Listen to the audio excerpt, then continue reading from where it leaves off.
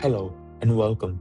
My name is Amas Lakhani, and in this video, I will be analyzing some sleeper cards that will be useful for the upcoming EB04 set. The first card is Eustace Captain Kidd.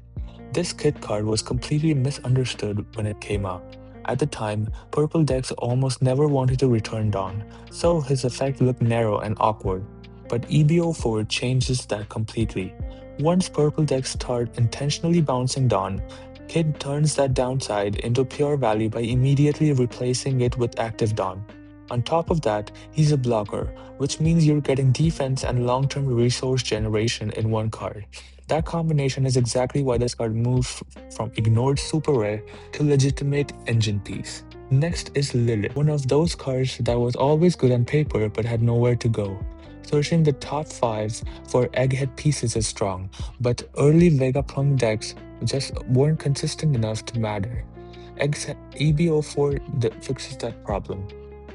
And as Egghead card density increases, Lilith becomes a reliable setup tool instead of a slow value play. The trigger is that what really pushes her over the edge.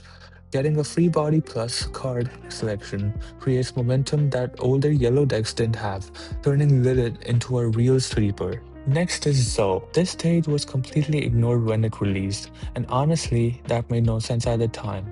Minx didn't have a win condition that justified restanding Dawn or characters. Zoe now fuels multi-attack turns by restanding both Dawn and Ming's characters, which is exactly what the new support wants.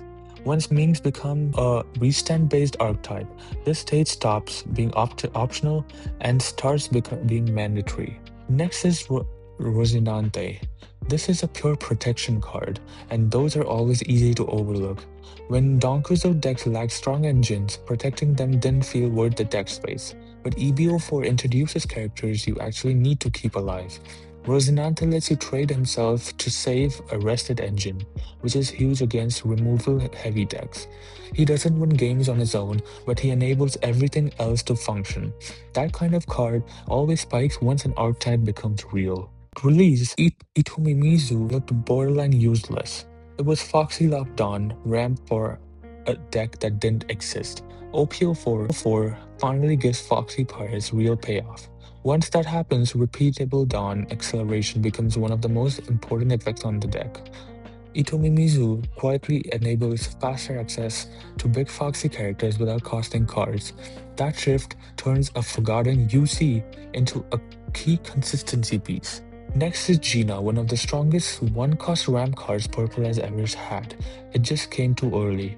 When Foxy decks weren't competitive, her condition might as well not have existed. In EB04, that changes immediately. Adding an active Dawn at one cost lets Foxy decks keep pace with other fast strategies. She's cheap, efficient, and enables explosive turns. That's why this card goes from bulk to staple the moment Foxy becomes playable. Next is Pecoms. This card looks boring at first glance, which is exactly why it was ignored.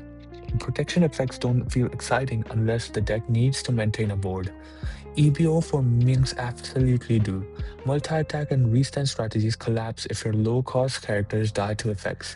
Pecoms quietly solves that problem by forcing opponents to interact through combat instead. That makes him a defensive cornerstone in modern Minx builds. The last card for this list is Helmeppo. This is a classic tempo card that aggressively metas tend to ignore. Blocking and resting attackers doesn't look flashy, especially at common rarity, but EB04 slows certain matchups and rewards board control. Helmeppo not only blocks an attack, but also leaves a key opposing character stuck rested. That kind of disruption buys time and swings momentum. In control-leaning green decks, that makes Helmeppo far more relevant than people expect. This was my analysis for sleeper cards for the upcoming EB04 set. Thank you.